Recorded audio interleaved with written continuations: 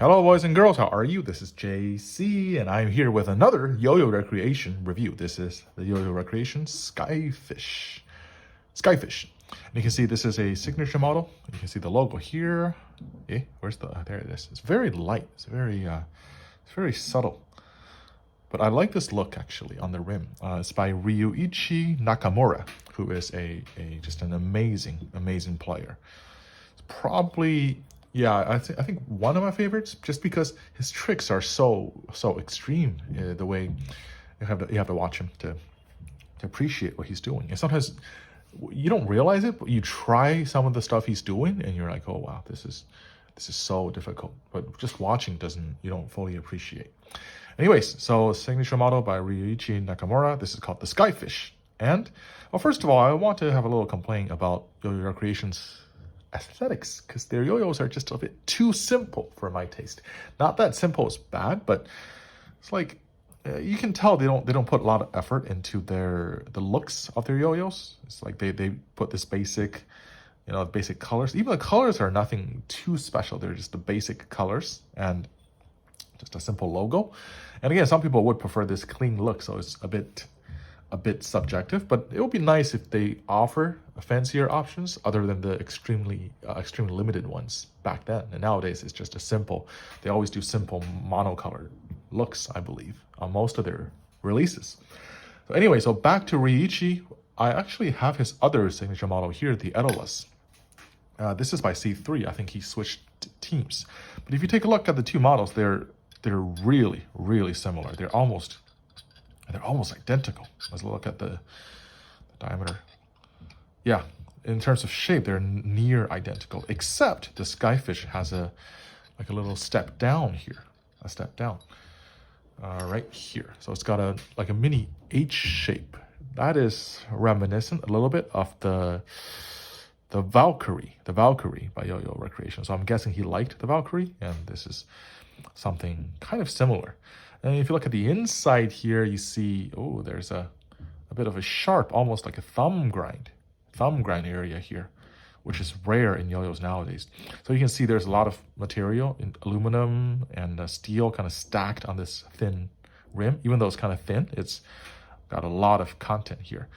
So a lot of the weight is pushed not only to the rims, but also to the edge of the yo-yo. So it's pretty special. And again, you can see Yoyoichi really likes the very aggressive kind of shape. Sharp, aggressive, competition-oriented. Yeah, the Skyfish.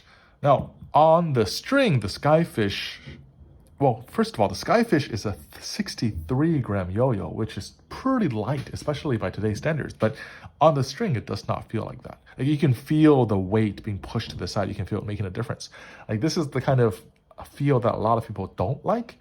When there are people who prefer monometal or prefer organic throws.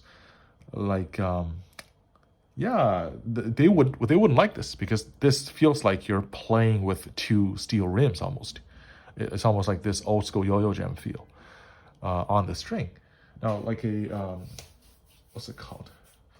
For comparison, here is the Celsius by C3, which has a relatively even weight distribution, even for a bimetal yo-yo. And you can see that the difference is pretty big. Right? You can see how the Skyfish has thicker rims, and they're pushed way to the edge.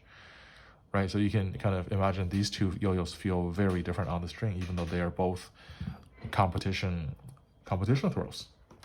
Now the Skyfish on the string, it feels heavier than the weight, but because of the weight, the objective weight, it is fast. Like, it's not drop near fast, but it is fast, and you can. What I like about this more than the drop near is that it's able to. You maintain control while you're speeding up. Meanwhile, I guess it might be my problem, because with like a drop near, I have trouble sometimes. It just kind of flies on its own, and I'm not really able to control it. Meanwhile, the Skyfish, it is fast, but I feel like it's always with me. Right? There's always a feedback from it, which is really nice. The rims actually do hurt a bit if it hits you. If it hits your knuckles or something, because of how dense kind of they are and how angular they are. But you can imagine, based on that, you can imagine how this yo-yo would feel on the string. It is excellent for pretty much everything. Now, the stability is not the best.